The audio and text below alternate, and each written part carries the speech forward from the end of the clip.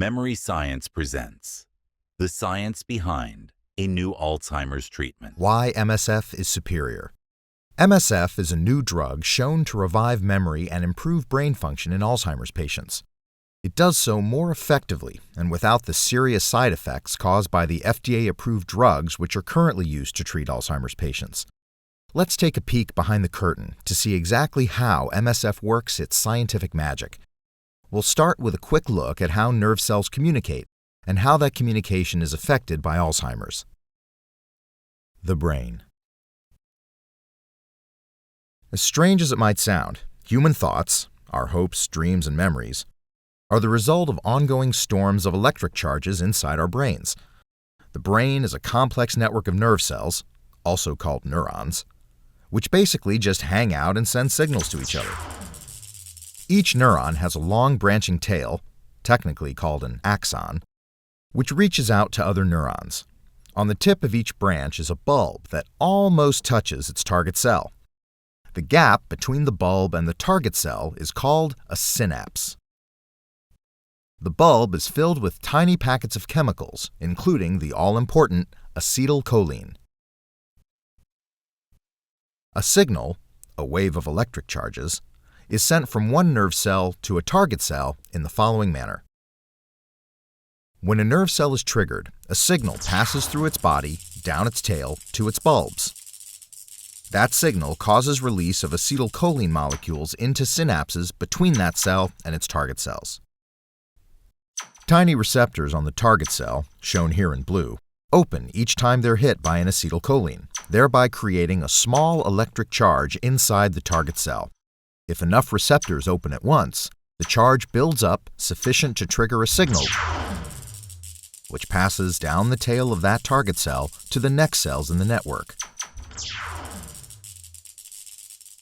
Once the signal has been sent, acetylcholines must be removed from the synapse to stop charge buildup. For this reason, the synapse is lined with enzymes which eat acetylcholine, thus cleaning out the synapse after each use. Let's see that entire process again. A nerve cell sends a signal down its tail to its bulbs.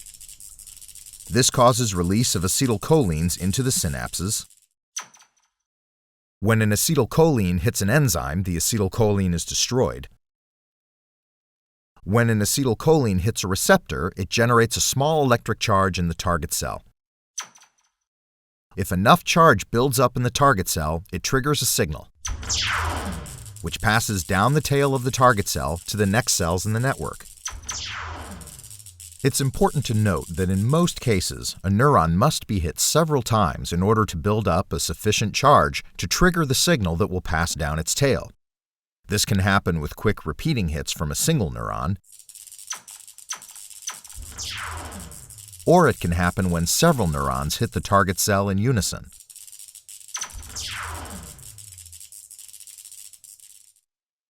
Billions of these signals are being passed inside your brain at this very moment.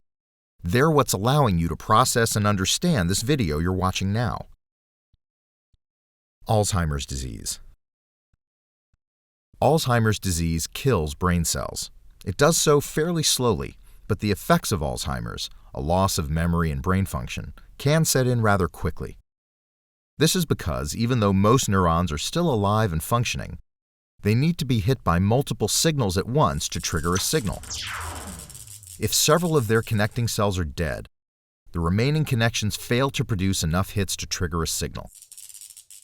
As a result, as more brain cells die, an increasing number of signals are lost inside the brain. We don't yet have a way to stop the progressive killing of brain cells in Alzheimer's patients, nor can we bring neurons back from the dead. But scientists have discovered a chemical trick which allows the brain to function with fewer connections.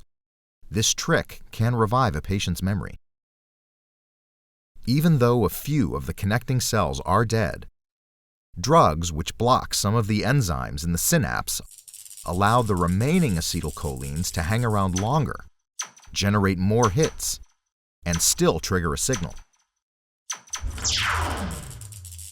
This means that if your neuron used to need, say, 4 hits to trigger a signal, When such a drug is present, then just 2 or 3 hits can be enough to trigger that signal. Numerous experiments have shown that this improves memory in Alzheimer's patients. Side effects.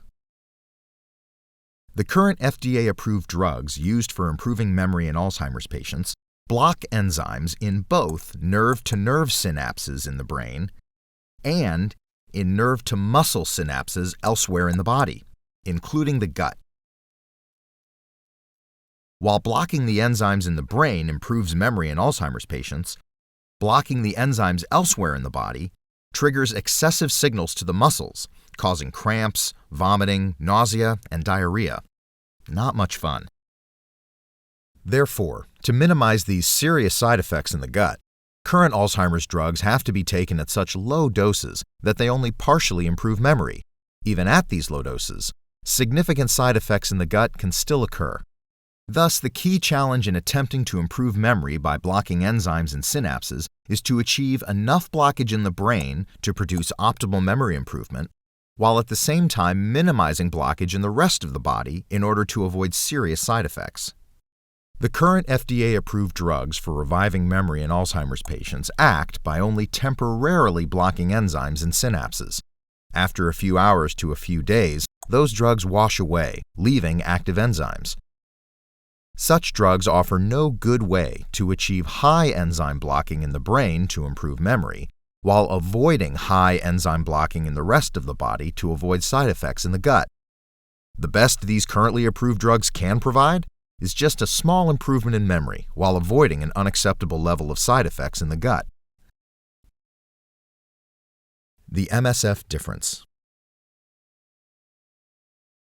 While current drugs for memory improvement in Alzheimer's are taken at a dose that provides only a small improvement in memory in order to avoid serious side effects in the gut, what is really needed is a new drug which provides a greater improvement in memory while avoiding essentially all side effects in the gut. To achieve this, that new drug should provide high enzyme blocking in the brain to improve memory, while causing only low enzyme blocking in the rest of the body to avoid side effects in the gut. MSF does just that. MSF achieves this greater memory improvement without serious side effects because it functions differently than the current FDA-approved drugs that block enzymes in synapses. As noted earlier, the currently available drugs just temporarily block enzymes in synapses. In contrast, MSF permanently disables enzymes in synapses. At first glance, this might seem like a bad thing. After all, you do need those enzymes, right? But here's the trick. Your cells constantly replace the enzymes within synapses to keep things fresh and functional. Years ago, Dr. Donald Moss made the discovery that nerve cells in the brain replace their enzymes slowly, 12 days, whereas muscle cells replace their enzymes quickly, 1 day. Because MSF permanently disables enzymes within synapses, it is possible to exploit this slow enzyme replacement in the brain and fast enzyme replacement in the gut. This simply entails giving MSF in small, regular doses. A single dose is so small that even though it does disable a few enzymes, it won't affect you in any noticeable way. No increase in brain function, and no intestinal problems. By the time you take your second dose, your muscles have already replaced most of the disabled enzymes in their synapses, but the slowly replaced enzymes of the brain are still disabled by the first dose. After 2 or 3 weeks of regular treatment, the effects of MSF accumulate in the brain to a level optimal for memory improvement, while the intestine, with its fast replacement of the enzymes, doesn't even know it's been treated. Much greater memory recovery? Side effects avoided. It is estimated that enzyme blockage in the brain needs to be more than about 50% for optimal memory recovery. The blue lines in this graph show calculated amounts of enzyme blockage in the brain estimated for the leading FDA-approved drug, which temporarily blocks enzyme, and for MSF, which permanently disables enzyme. It is estimated that enzyme blockage in the gut needs to be less than about 30% to prevent serious side effects. The red lines in this graph show calculated amounts of enzyme blockage in the gut estimated for the leading FDA-approved drug and for MSF. As you can see, even the best FDA-approved drug cannot achieve a level of enzyme blockage in the brain adequate for optimal memory recovery without also producing serious side effects. But MSF easily achieves a level of enzyme blockage in the brain adequate for optimal memory recovery, while also avoiding levels in the gut which would produce side effects. MSF has been tested for safety in rats, dogs, monkeys, and then Dr. Donald Moss, the man who first discovered the special properties of MSF in the brain, tested MSF in himself. Subsequently, MSF has been tested for safety in dozens of other healthy volunteers, and the successful results of those safety tests are published in 2 scientific journals, Alzheimer's Disease and Associated Disorders and the British Journal of Clinical Pharmacology. MSF has also been tested in 15 Alzheimer's patients for revival of their memories, and MSF was found to improve memory at least 2 to 3 times better than do the current FDA-approved drugs which are now widely used for treating Alzheimer's.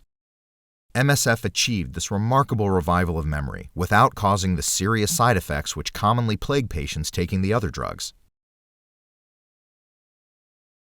We need your help.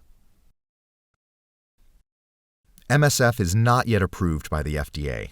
To move forward with the costly later-stage clinical trials on MSF which are needed for obtaining FDA approval, we need your help. Memory Science Foundation comprises scientists and laypeople alike, dedicated to completing the clinical trials on MSF, obtaining regulatory approval, and then producing and distributing MSF to patients as soon as possible and at a low cost. Visit our website at fundmsf.org to learn more and make a contribution. Join us, contribute, and share this video with your friends. Help give Alzheimer's patients their minds back. Thanks for watching.